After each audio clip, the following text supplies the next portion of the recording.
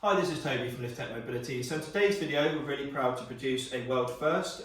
This is our LITH-TECH Titan. So currently, the frame that holds the most amount of user weight is currently our SmartChair 1XL. The frame is a blend of aluminium, aerospace aluminium and titanium. And the new Titan is complete aluminium alloy. It's incredibly heavy duty. So this is 26.5 kilos. But takes a max user weight of 28 stone. And when that's the max user weight, that basically means probably in a shopping centre, somewhere where it's nice and smooth, nice and flat. Realistically, if you want to use this in a decent way, like any other user would, you want to be between 24 to 25 stone tops, really. Otherwise, you're pretty much limited to flat surfaces. This is where this beast comes into play. So it does weigh 45 kilos with batteries, 41 kilos without the batteries. However, it will take a max user weight of 300 kilos and a usable user weight of 250 kilos, which is 40 stone. So for the people that are slightly like the larger individuals that have been using this but struggling, because yes, it gets you from A to B, but it may not do it comfortably, may not do it capably, and it may not give you everything that you really want. However, that's the best there is in the market. We now can offer every single person a chair that does everything that they need to do. So yes, it is a little bit bigger, you can clearly see that, but where it's bigger, everything is better, everything is stronger, everything is going to give you the capabilities and comfort and reassurance you need and a safe way to get from A to B. So let's unfold both these chairs and let's talk about the differences and who this chair is then going to be catering for. We'll give you a user display inside, outside, we'll talk about all the components, and we'll put it through its paces as well. So the good thing about this chair, and still the SmartChair 1XL will always be what's called the traveller's choice. There's holidays, cruises, things like that. As long as you're within that sort of 26 stone limit, this is still going to be your option. There are things we can do anyway with this chair. So yeah, you've got 53 centimetres between the armrests, however we can extend it to about 55. So if you are a little bit on the larger side, you're a bit hippie, a bit bummy, we can produce a bit more space between the armrests so you're comfortable. I'll attach the cushion so we get a true representation of what these chairs look like side to side. Okay, so folding and unfolding, exactly the same way. So you see everything's a little bit more heavy duty. Nothing's going to flex, nothing's going to bend, everything's going to be where you need it to be. Okay, so I'm going to lean it forward so gravity's doing its thing, and we're just going to snap. Piece of cake. So I'm going to do the reverse. So you've got this big catch at the back, we're going to put a bit of pressure on it, lean it forward, just like we do with all our other chairs to create this space, create the gap so it's no longer clamping on here. We're going to bring the weight of the chair back, hands together, foot plate in, bish bash bosh. It's quite a nice folding, sleek fold. Yes, it's bigger, but what do you expect? Right, bigger is better. Right, let's line these chairs up side by side so we can then really have a good look at them. So as you can see, we're higher, which means getting in and getting out is going to be easier. We're wider, which means it can take a larger individual. So 53 centimetres between the armrests, 56. Your overall width is going to be at about, so this is 59, I think we're at 65 centimetres wheel arch to wheel arch here. So what that means is when you're on cambers, when you're on pavements, you've got more traction, you've got more downforce because of the weight of the chair. It's going to hold you where you need to be. As you can see, there's been a huge upgrade on the wheels and tyres. So we've got 7 3/4 inch wheels on the front of this. If you're a larger user on this chair, you have to even have the 6.5 ones, which are even smaller than this.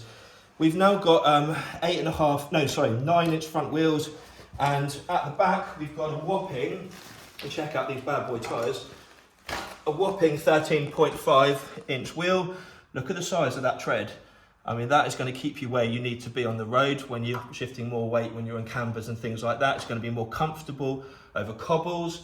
It's going to give you a better user experience on unmade up paths. If you've got a dog, for example, so even if you're, I'd say, 17 stone plus, and you want a capable outside chair, and you've got a strong husband, you've got a hoist, you've got a husband that can use ramps or whatever, or a 2-person lift around, you've got 2 strong kids, this chair is going to benefit so many people. You don't have to be in that higher weight bracket to gain a lot from this. I'd say anyone from 18 to 24 stone that wants a much more capable chair because of the bigger, bulkier extras is going to hugely benefit from this to this. It's never going to be as portable, it's never going to be as light, it's going to take up more room, but it's going to be more capable, more user-friendly. Okay, at the back, let's talk about all the upgrades then. So, okay, 250 watt mid-torque brushless motors, 350 watt high-torque brushless motors.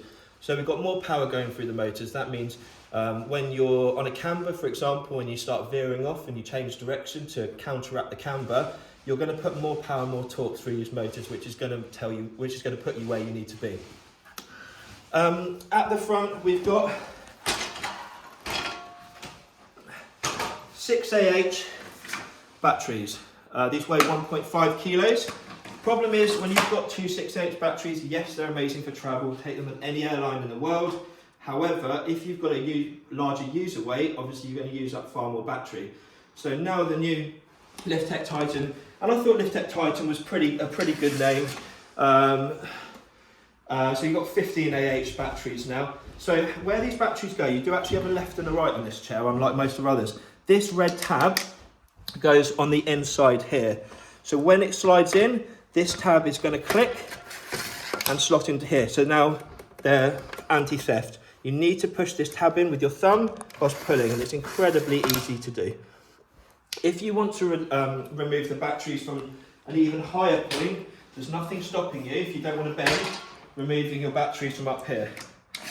And then there's no bending whatsoever. For those of you that either struggle with maneuverability or you can't bend, that's the way you're going to do it.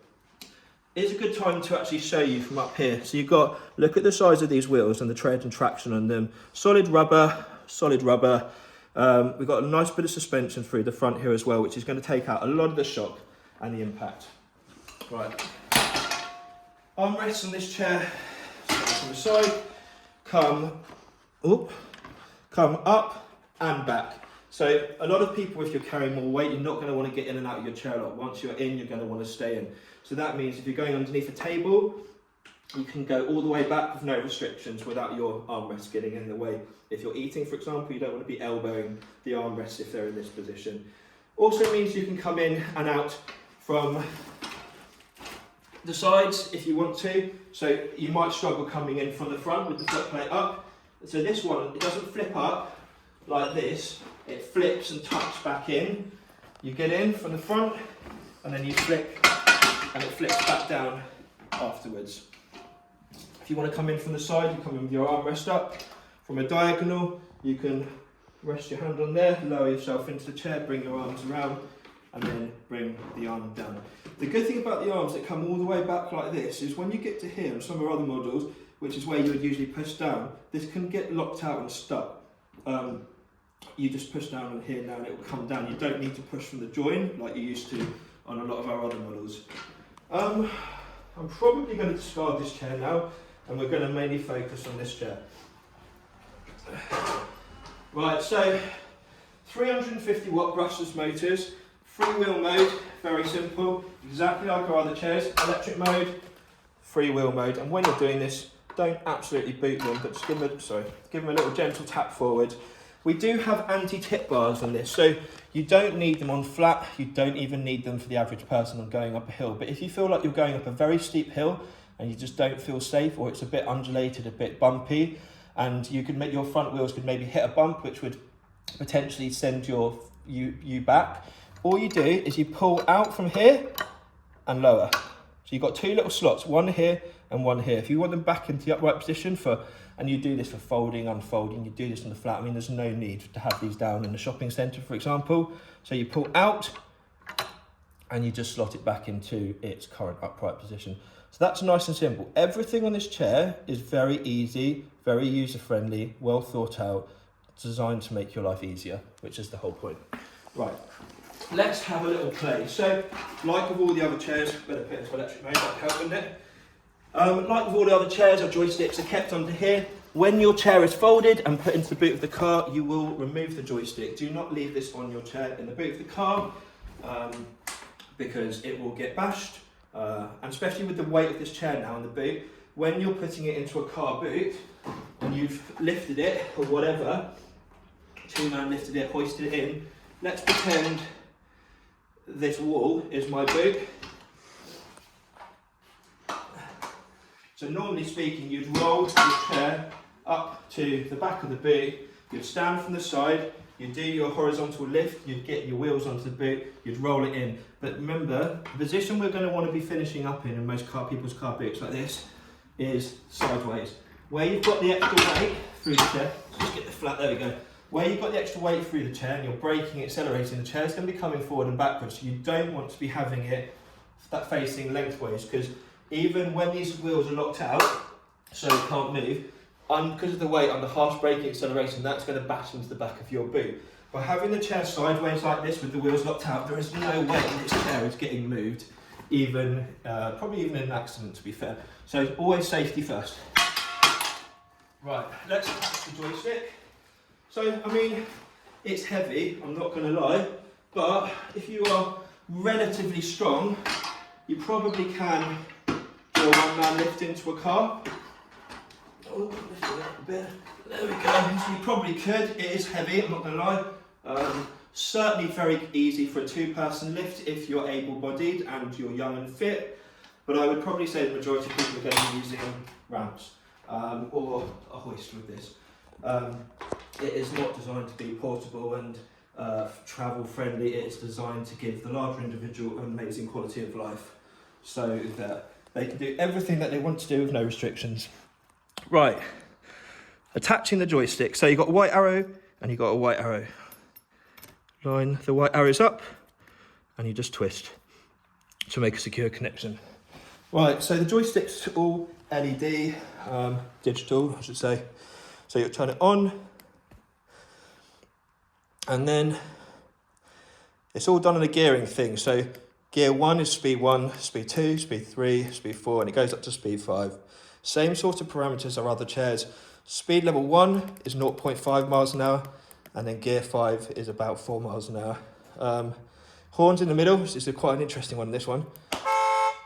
So a bit different, but you know. Right, still hold the joystick exactly as you normally would. Make your V, find the side of the joystick to rest your hand so it's nice and stable, and then you're just going to guide this forward, side to side. Electromagnetic brakes, when you take your hand off, you're going to stop. I'm actually going to bring this slightly further in for me, because there we go, I think that's a bit more comfortable for me. Let's just double check. I'm actually pretty taking this chair out really too much on to test it too much, so I think that's cool. Right, let's get in it and have a play. So we're going to have a little mess around inside first. Okay, so what you'll see straight away is the motors are almost silent. They're very, very quiet compared to our old style of brushless motor. So it's very smooth. For a big chair, turning circle's still good. It's never going to rotate or spin quite as quickly as you know, a standard chair, because you've got a bigger chair, you've got a wider wheelbase. It's not going to be quite as agile, but it's going to be pretty good. I mean, that for a big chair like this, that's a pretty decent turning circle, which means no restrictions in things like pubs, restaurants, theatres, a shopping aisle in a supermarket. Right, let's have a little go through, just through here, so we can look at how the Titan still goes through an average doorway with no problems. So once we get to here, we can do two methods. We can do what's called pulsing, which is basically small start, sort of forward and backwards motions, if we're not sure. Or we can do what's called joystick control. So joystick control is basically when we use the sensitivity of the joystick and we just very gently leave this forward, so we creep through the doorway using this, just the amount of pressure on the joystick. So this is what's called joystick control. So as you can see, it fits through the door absolutely fine. I'll tell you what, let's go, as we're outside and it's not raining, let's take this opportunity to just go outside. So at the moment, for the record, I'm in speed level 2. So this is what I'd call a slow walk, maybe a leisurely walk. If I start running away from you, I'll just slow down a little bit. It says this is raining, but we're gonna persevere. A little bit of rain's fine. On the subject of rain, actually, so at the moment it's just spitting. I don't know if you can really see it in the video. There's moisture in the air, That's fine on the joystick. So all of these components are covered, they're all sealed. The only thing that's exposed is your joystick. If the rain got heavier now and started downpouring, these joysticks all live in a little clear bubble wrap plastic bag. What we would do is we'd grab the bubble wrap bag, we'd get a partner to do it from here. You'd pop it over here and put your hand on top.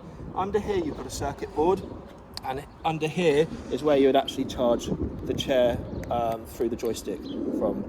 Okay, we've got a little lumpy bumpy bit here. Whenever you do any sort of lumps or bumps, it's always square on, front two wheels hit at the same time, followed by the back. Absolutely didn't feel that whatsoever. Very, very smooth. Obviously the massive tyres on this thing help. Yes, I'm not 25 stone, but it will, any 25 stone user will still be able to use this the same way they'd use any other normal wheelchair. Right, we're going to go over some cobbles now. Same again, that was very easy, unlike with smaller wheels, which get stuck in cobbles. For me, that went over pretty smoothly. Whilst we're here, I can go up a little bit of grass.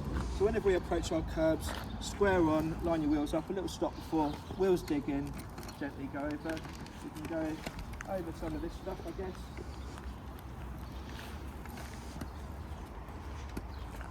I don't think they're going to like me very much, so I'm actually going to be a little bit camouflaging. We're going to go, in a second, we're going to go down this hill. Good camber. And we're going down. Pretty much a full curb in this as well. Obviously that's not recommended for people probably over 25 stone. You still have to have, there's going to be weight barriers of what you can do. So I'd say in regards to curbs, I would say if you're between 16 to 25 stone, quarter and drop curbs forward, up to just a little bit more, in between a quarter and a half curb in reverse, and you want to be coming down no more than in between a quarter and a half curb forward. If you're on that weight bracket of 25 to 40 stone, you want to be still sticking to your dropped curbs going up and down. There's always going to be, everything's always going to be relative, let's just say that, and everything still needs to be treated kind of with respect, because this is a tool to help you get around at the end of the day, and everyone is going to be completely different. Right, let's go do some cambers.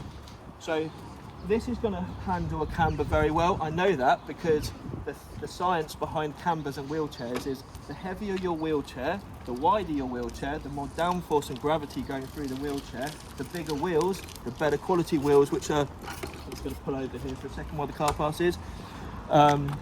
When you've got bigger, spongier, and especially rubber's harder wearing, it's grippier.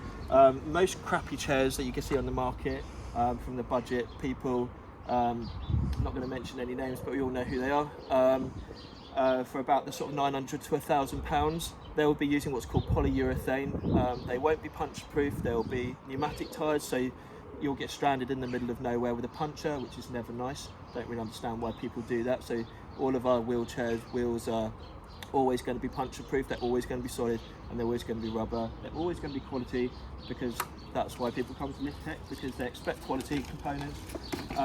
Okay, so the nature of a camber now is my front wheels are always going to want to follow this slope. The fact I'm in a very heavy chair with good quality components and big tyres, this camber should be a breeze for me. So I'm going to cross steer ever so slightly into it. I mean, this isn't actually doddle, this is sticking to the road, but absolute glue.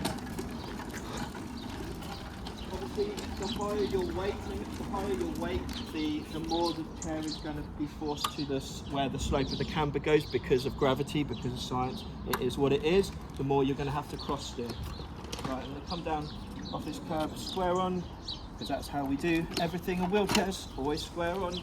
That's the same old theme again. Right, we're going to go over here. We're going to do a curve forward. We're going to do a curve backwards, and then I'm going to show you how we read a pavement, which is absolutely crappy pavement, I'm not going to lie. The UK is just full of them. Right, first of all, I'd call this a good sized quarter curb. I'm going to creep up to it. My wheels are going to dig in. Oh, that's not very good. Okay, that's the first time I've bished up a curb in many, many years. Right, let's try that again, because that was not very well done, was it? Let's face it. Okay, there we go. That was done a little bit better, but yeah, a bit shocked to myself then. It's no good, is it? if you ever want to creep down a curb, if you've got bad back problems, if you crawl down it like this, what will happen is your wheels will just roll down it, which means you won't really feel anything. Same as this, you can kind of almost just creep down it rather than kind of dropping down it. Right, let's hope my reversing up a curb is slightly better. So, principles of reversing up a curb: slam it in reverse till our front wheels spin. Once our front wheels are spun, we reverse pulse back until we feel like we're square. Once we are square, we're going to stop 2 feet away. We're going to put the joystick hard back, and we're going to basically, if we pull this joystick lever dead through the middle of the, like this part of here, we should technically just go straight back. If we were to keep this grip and pull back, what we actually do is we pull back to the side, meaning the chair's going to tilt at an angle. So what we do is we change our grip to pincer grip. Straight away that brings your elbow in, and then you pull straight back. If we do that, our back wheel should hit, and then our front wheel should hit. Boom. At least you got one right, hey? Right, I'm now going to show you how to read a pavement. So, okay, so if I could ask Mr. Cameraman, possibly stuck in a bit of a hole here. Right, okey-dokey. Right, let's talk about the principle of how we take pavement. So, the safest place to always be on any pavement is 3/4 of the way up. The reason being is usually here you would have your brick wall, you would have your, I don't know, your hedge, whatever it is.